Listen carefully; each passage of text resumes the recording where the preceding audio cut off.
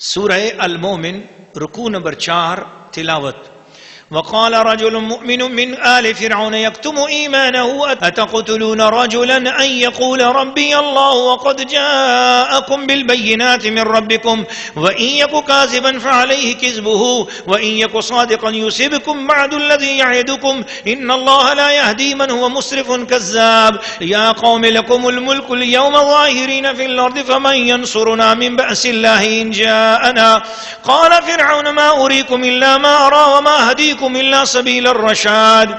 وقال الذي آمن يا قوم إني أخاف عليكم مثل يوم الأحزاب مثل دأب قوم نوح وعاد وثمود والذين من بعدهم وما الله يريد ظلما للعباد. ويا قوم إني أخاف عليكم يوم التناد يوم تولون مدبرين ما لكم من الله من عاصم ومن يضلل الله فما له من هاد. ولقد جاءكم يوسف من قبل بالبينات فما زلتم في شك مما جاءكم به حتى إذا هلك قلتم لن يبعث الله من بعده رسولا كذلك يضل الله من هو مسرف مرتاب. الذين يجادلون في آيات الله بغير سلطان أتاهم كبر مقتا عند الله وعند الذين آمنوا كذلك يتبع الله على كل قلب متكبر جبار.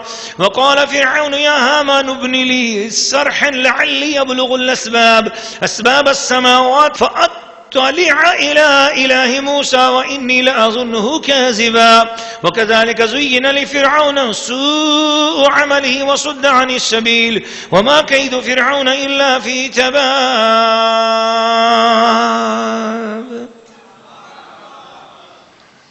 سورہ المؤمن رکوع نمبر 4 ترجمہ کنز الایمان.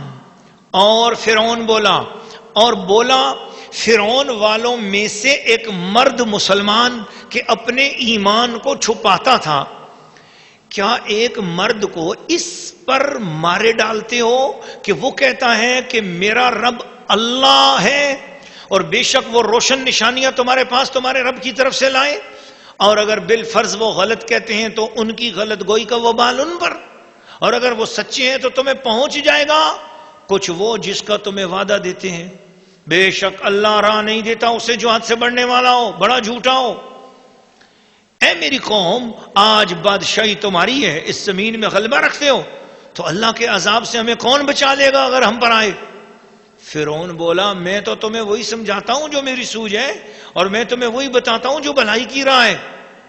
اور وہ ایمان والا بولا اے میری قوم مجھے تم پر اگلے گروہوں کے دن کا سا خوف ہے جیسا دستور گزرا نوح کی قوم اور عاد اور سمود اور ان کے بعد اوروں کا, اور اللہ بندوں پر ظلم نہیں چاہتا.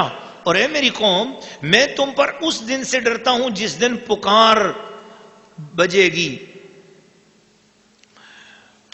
جس دن پیٹھ دے کر بھاگو گے, جس دن پیٹھ دے کر بھاگو گے اللہ سے تمہیں کوئی بچانے والا نہیں, اللہ سے تمہیں کوئی بچانے والا نہیں, اور جسے اللہ گمراہ کرے اس کا کوئی راہ دکھانے والا نہیں. اور بے شک اس سے پہلے تمہارے پاس یوسف روشن نشانیاں لے کر آئے تو تم ان کے لائے ہوئے سے شک ہی میں رہے, یہاں تک کہ جب انہوں نے انتقال فرمایا تم بولے ہرگز اب اللہ کوئی رسول نہ بھیجے گا. اللہ یوں ہی گمراہ کرتا ہے اسے جو حد سے بڑھنے والا شک لانے والا ہے. اور وہ جو اللہ کی آیتوں میں جھگڑا کرتے ہیں بے کسی سند کے انہیں ملی ہو, کس قدر سخت بیزاری کی بات ہے اللہ کے نزدیک اور ایمان والوں کے نزدیک. اللہ یوں ہی مہر کر دیتا ہے متکبر سرکش کے سارے دل پر. اور فرعون بولا اے حامان میرے لیے اونچا مال بنا, شاید میں پہنچ جاؤں راستوں تک. کاہے کے راستے؟ آسمانوں کے, تو موسیٰ کے خدا کو جھانک کر دیکھوں, اور بے شک میرے گمان میں تو وہ جھوٹا ہے.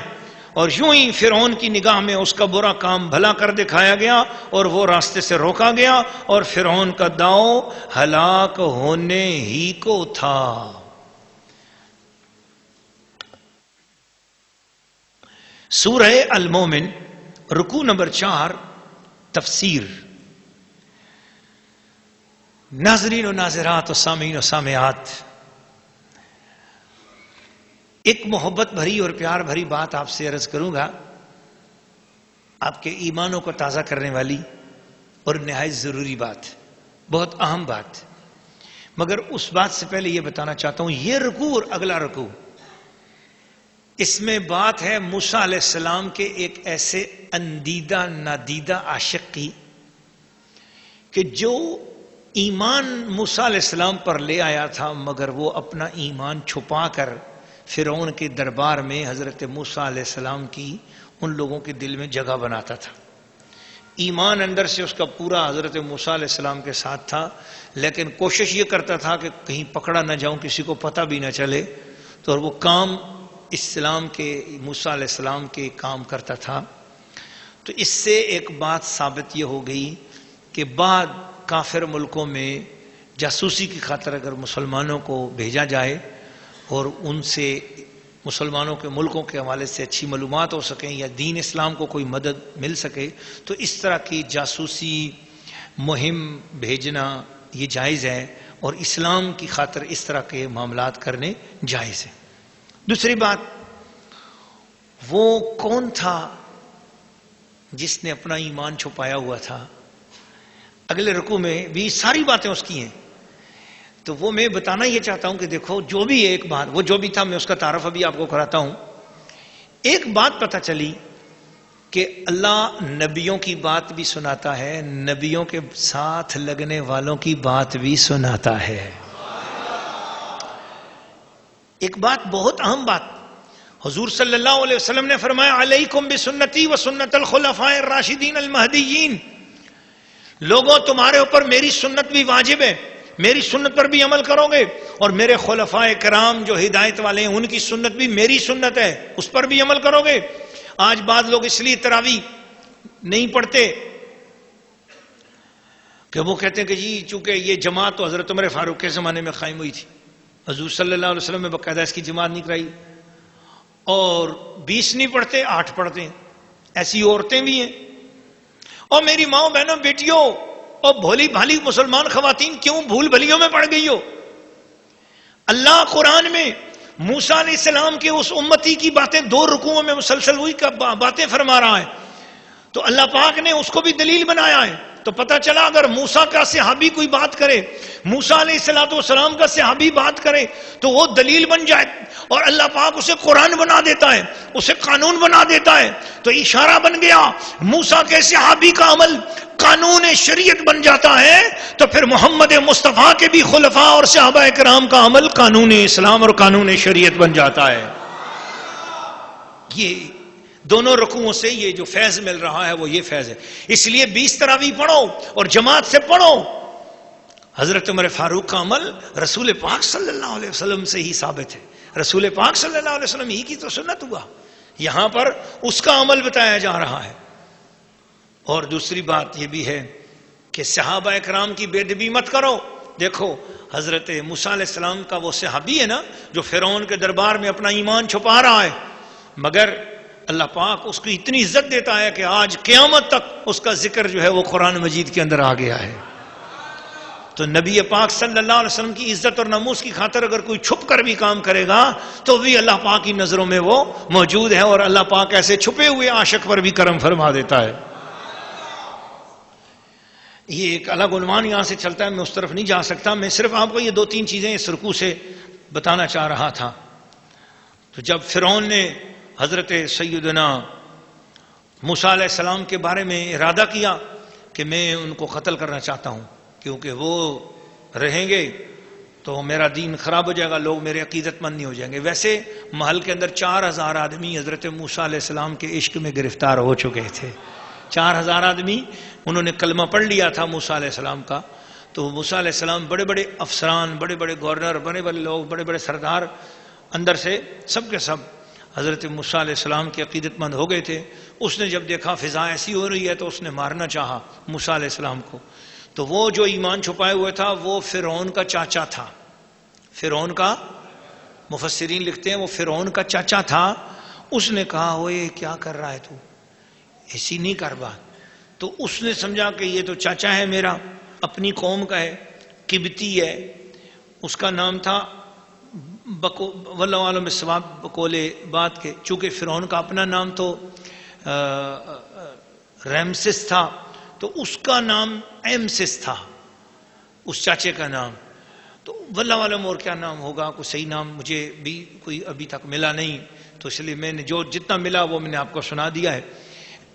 ایمسس اس کا نام تھا، یا آمسس نام تھا، یا آمسیس یہ نام تھا، الف عین میم سین یہ سین، تو یہ نام اس کا تھا چاچا کا۔ وہ چاچا رسول کریم حضرت سیدنا موسیٰ کلیم اللہ علیہ السلام کا کلمہ پڑھنے والا تھا، لیکن فرعون کو نہیں پتا تھا، تو فرعون سے چھپا تھا، تو انہوں نے اتنی اعتماد کے ساتھ بات کی کہ فرعون پھر حضرت موسیٰ علیہ السلام کو شہید کرنے کے منصوبے سے باز آ گیا، اور جن لوگوں کی ڈیوٹی لگا رکھی کہ تم موسیٰ علیہ السلام کو شہید کرو، تو اس نے ان کو آرڈر دیا نہیں بھائی نہیں مارنا۔ تو یہ روکا، یہ رکاوٹ اور یہ معاملہ کس کی وجہ سے ہوا کہ وہاں دربار کے اندر، فرعون کے دربار کے اندر ایسا ان کا چاہنے والا، موسیٰ علیہ السلام کا چاہنے والا موجود تھا۔